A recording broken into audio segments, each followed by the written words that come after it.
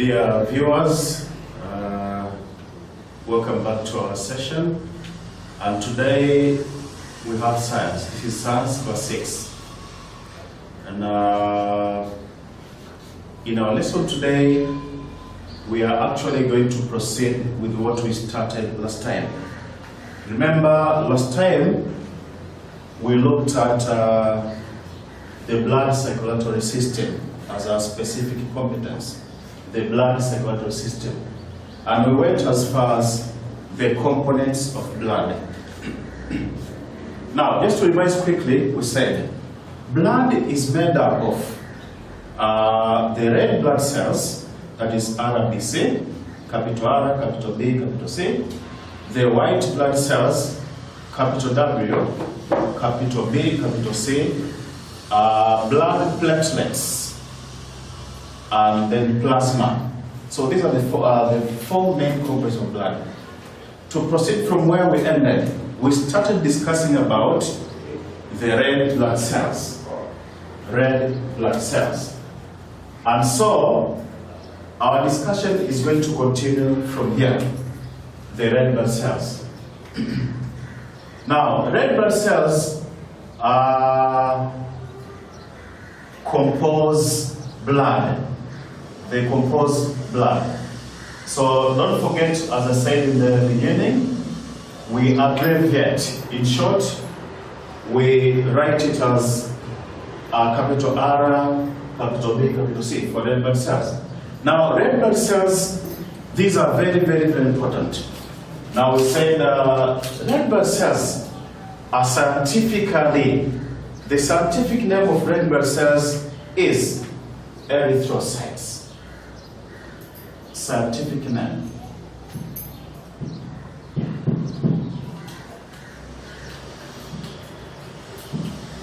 Okay, so the scientific name of red blood cells is erythrocytes. Erythrocytes. Remember, these names are not English. They are either Latin or Greek. So the way to pronounce them is not a big problem, so long as you remember spellings and the way this thing has to be. So red blood cells are scientifically known as erythrocytes. Now, in each of the components, we shall be discussing or touching about their scientific names. This is very, very important. Now, red blood cells, as I said in the beginning, these are also known as erythrocytes, and the main function of red blood cells is to carry oxygen from the lungs. We all know that during gaseous exchange, air goes into the lungs, and there's a part of the lung specifically which is known as the alveolus, pleural alveoli. From there, gaseous exchange takes place. That is, oxygen is taken in, or oxygen diffuses in your blood, whereby now the red blood cells carry oxygen to different parts of the body, including your eyes, brain, and many other organs. Now, some of the characteristics of red blood cells. One, red blood cells have got no nucleus. A red blood cell has got no nucleus. So, red blood cells, therefore, have no nuclei. Now, the word nuclei is a plural form of nucleus. Nucleus. So they've got no nuclei. In fact, to minimize confusion, let me write the word nucleus. I told you about nucleus in the previous lesson. Now, this is the central part of a cell which controls all activities of a living cell, including reproduction, genetics, and many others. So they have got no nuclei. This is plural. Now, the other characteristic or property of red blood cells is the shape of a red blood cell is a disc shape. They are disc shaped. Disc shaped. The disc shape is not such a hard term to understand. Okay, so to make it easier for you to understand this, we say they are biconcave in shape. Biconcave in shape. Biconcave in shape. You get to know more about the biconcave shape in our next lessons. It is very important. So they are disc shaped, that is biconcave in shape. Now the other characteristic of the red blood cells is they contain a very, very important substance. They contain a very important substance known as hemoglobin. We can call it hemoglobin. As I said, these are not English words, they are scientific words. So we call it, they contain a substance known as hemoglobin. A substance called hemoglobin. Very, very important point. A substance called hemoglobin. So in some books, they write it without the R. So they begin with hemoglobin, straight with H-E, the R skipped, but putting the R is not the same. It is all correct. So this substance known as hemoglobin is very, very important. Very, very important. Because it is actually the pigment, the substance responsible for the red color that we see.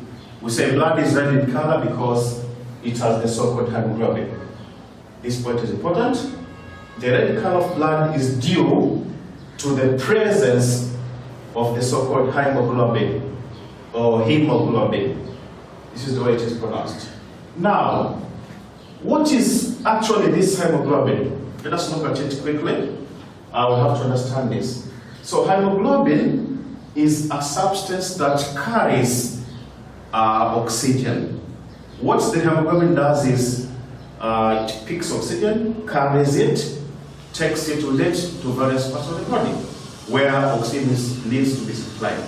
Now, what makes hemoglobin? Hemoglobin chemically is made up of hemoglobin. This pigment here, or this substance here, is made up of two important components. What are they?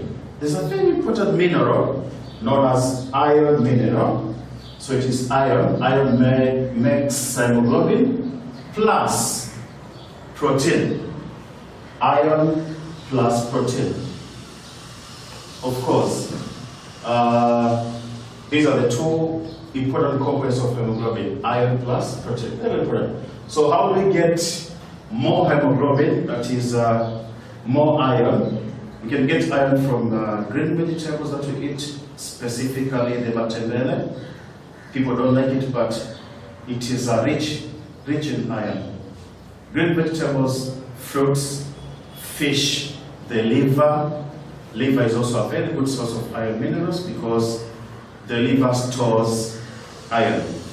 So don't you forget the concept. They ask this question in examinations, that a hemoglobin is made up of iron and protein. Very, very important point. Now, so what happens when oxygen combines or is taken by hemoglobin? There's a compound which is formed. Compound, that is something which is formed when two or more things combine chemically. Now the compound, so basically oxygen gas combined with hemoglobin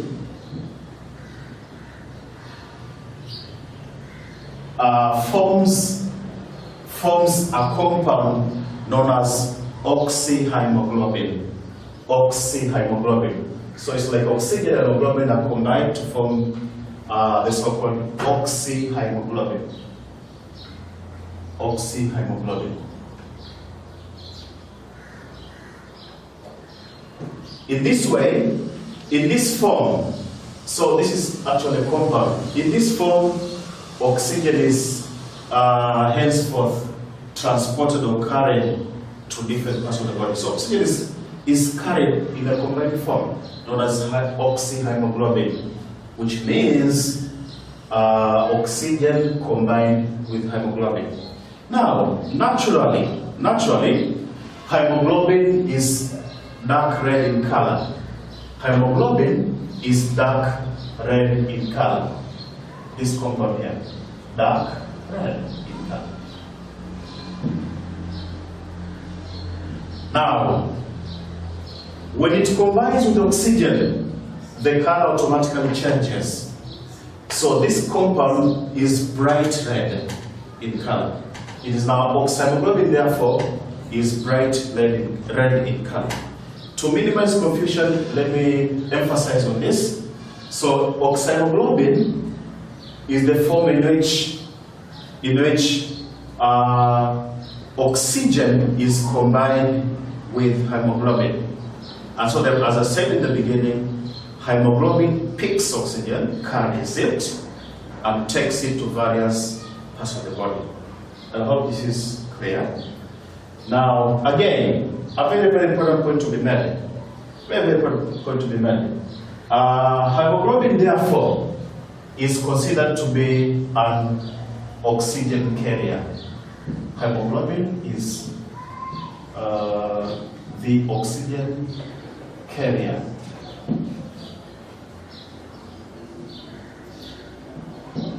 Oxygen carrier. It carries oxygen.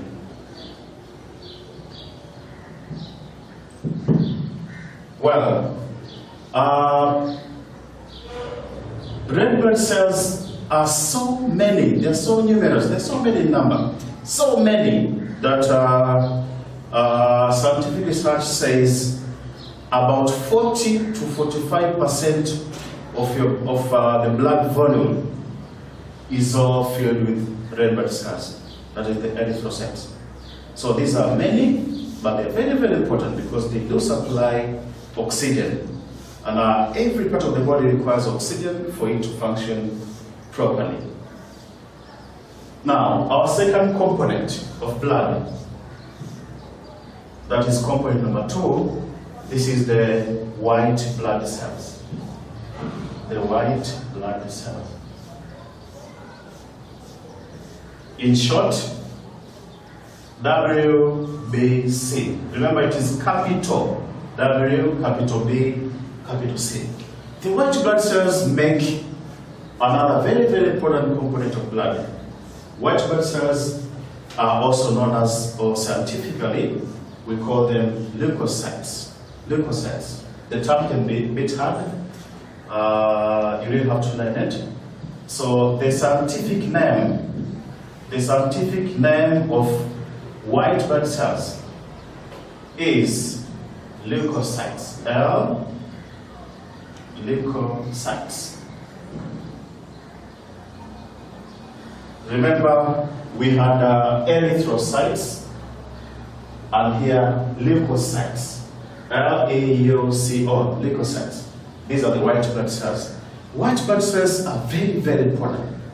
They are larger than the red blood cells. They are bigger in size. This is very important. But the white blood cells carry a very, very important function. And the main function of white blood cells is to protect the body against diseases. So really, the leukocytes carry a very, very important function.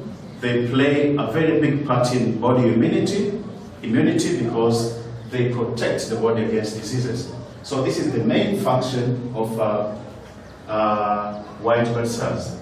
Main function, a point note, very, very important point, is the white blood cells protect or defend the body against diseases. Very, very important point. Okay, they protect the body against diseases.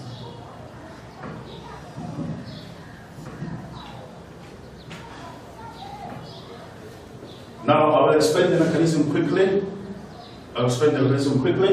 They protect the body against diseases. So what happens is, a very simple theory is, actually when a germ goes into your body, a germ, when I say germ, it's a pathogen, an organism that causes diseases, an organism that causes diseases, or a disease, particular disease, for example, bacteria, virus, amoeba, plasmodium, and so many others. So when a germ goes into your body, enters into your body accidentally, in one way or the other, what happens is, if this is a white blood cell, which is roundish, then this is the germ. So what the white blood cell does is, it changes its shape in such a way that it is able to engulf the germ. So this is actually what happens. This is the white blood cell, not drawn very properly, but to give it a look of it, and this is the germ. Not as big as you can imagine. Germs are very small. They are microscopic, cannot be seen by naked eyes.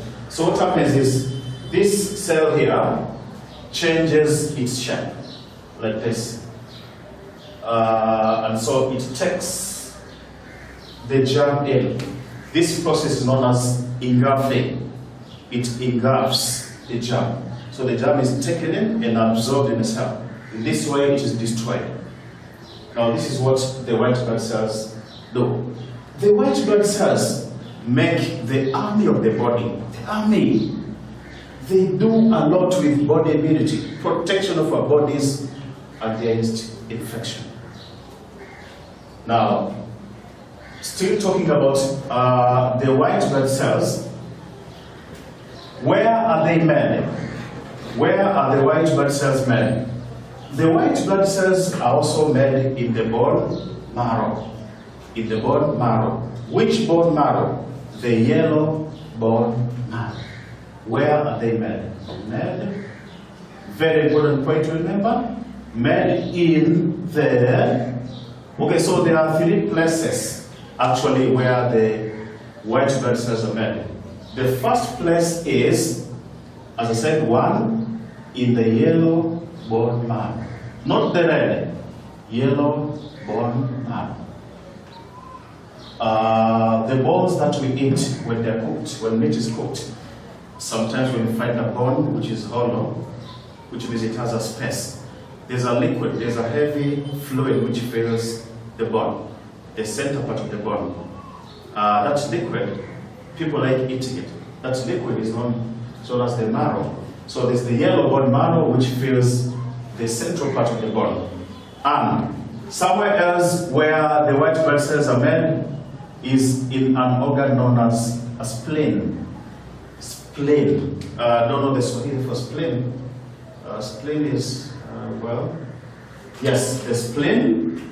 And then finally the other part where the white blood cells are also the lymph nodes. Lymph nodes. Lymph nodes.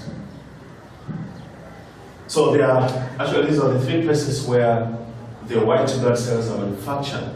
The yellow bone marrow, the spleen, and the lymph nodes. We look at all these things as we go in our discussion. These are parts in our bodies. Very, very important. Now, after having looked at where the white blood cells are made, we go further to the lifespan of a white blood cell. We said red blood cells can live up to 4 months, that is 120 days. Unlike, or in this case it is a bit different. So the lifespan of a white blood cell, when I say lifespan, I mean the longest time it can live, a white blood cell can live, is over 2 years. Over 2 years, meaning more than 2 years. So they live long, over 2 years. Over 2 years.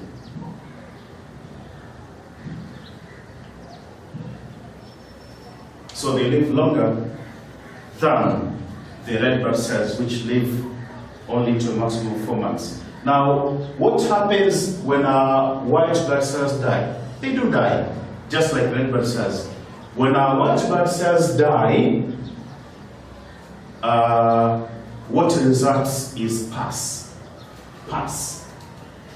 After dying,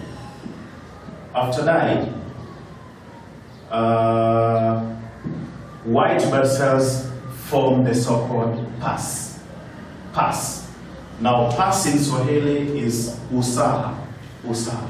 Plus, pus, not only pus, but also mucus. Mucus. So, mucus and pus are said to be the result of the white blood cells dying. When they die, actually pus and mucus are formed. These are the two things that are formed when the white blood cells die. I do believe this is understood. Now, very quickly, the last component is blood platelets or platelets. The blood platelets, very short. Blood platelets. Good. So the scientific name of blood platelets is thrombocytes. Scientific name is thrombocytes. Scientific name is thrombocytes. Thrombocytes. Thrombocytes. Very, very important term to remember as well. Thrombocytes are the blood platelets. Now, the main function, these are also produced in the bone marrows. And the main function of thrombocytes is that they help in blood clotting. Blood clotting. Now, by blood clotting, I mean sometimes when we get injured or we get a wound, we're wounded, blood comes out automatically. But then, after some times, we realize that blood no longer goes out. This is because you have the thrombocytes. These ones here have the function to stop blood from coming out, that is blood clotting. And of course, therefore, they deal with healing of the wounds. We do not have enough time. In the next lesson, we have to look at various questions, but I advise you to look at your textbooks and you look at different questions, try to attempt them. I'll give you more questions, enough questions, after finishing this simple coverage. Thank you so much for being with me this time. And as usual, please take all necessary precautions against the COVID-19. Together, we'll fight it. Thank you so much for your time. Join me next time in my lesson. You have a better day.